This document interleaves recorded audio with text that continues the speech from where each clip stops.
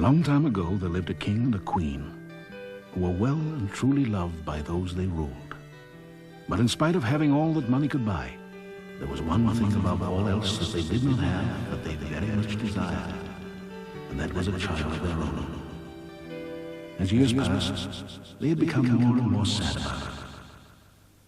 One day, as the queen was bathing in a pool, a strange thing happened.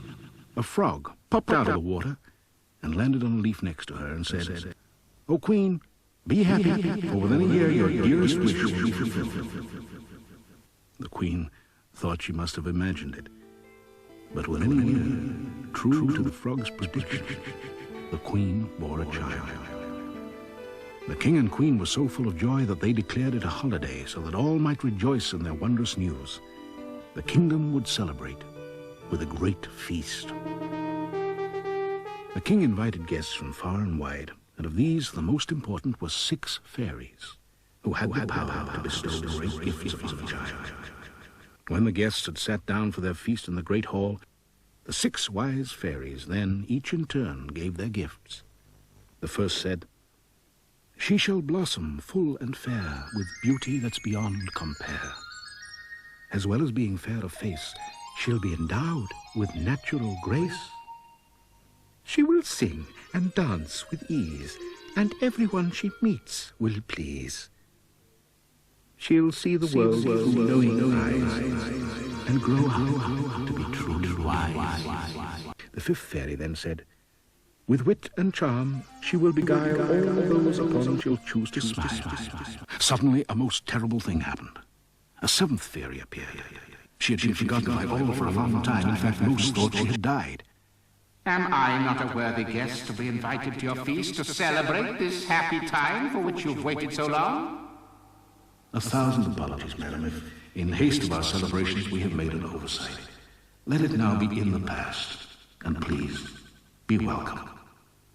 "Then perhaps I might also add my blessings to this baby and make it a celebration that no one will forget. You would not invite me to the feast, but I have come just the same, and I brought a gift. On her 15th birthday, she will prick her finger on a spinning wheel and she will fall down dead." At that moment, the 6th fairy stepped forward and said, "Cry not, my queen, for I have yet to bless the child, and though my powers cannot undo the evil spell cast on her, I can make it so that she merely falls asleep for 100 years."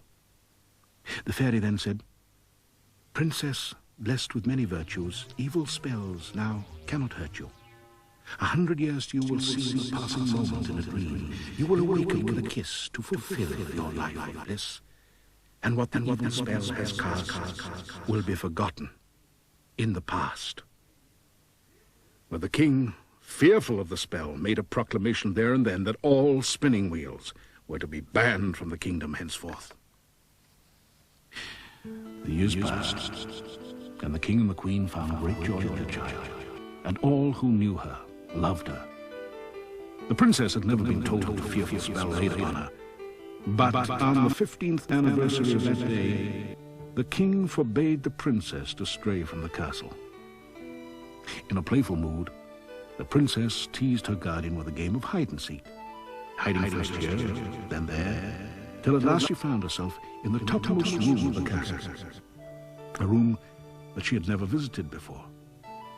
She went to hide behind the dusty tapestry, and there noticed a small door, just the place to hide.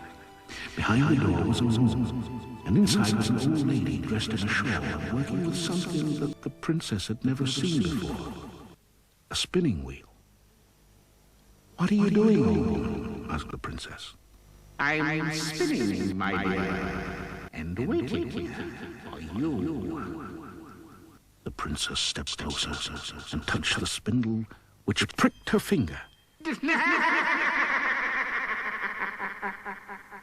She was taken to a room laid on a bed of flowers. It was at this moment of grief that the good fairy appeared once more with a wave of her hands, cast a spell over the whole castle and its grounds.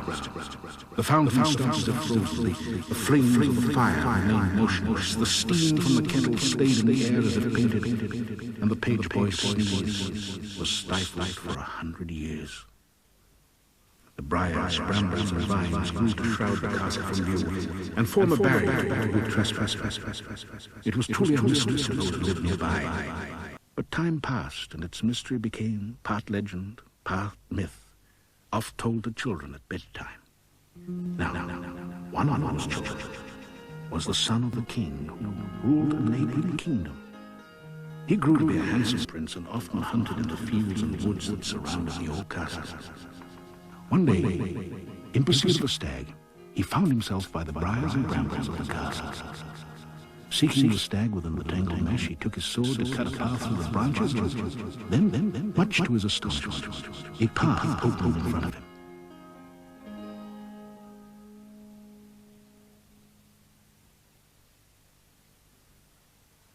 As if led by some invisible hand, the prince ascended the stairs and found himself by a half-open door.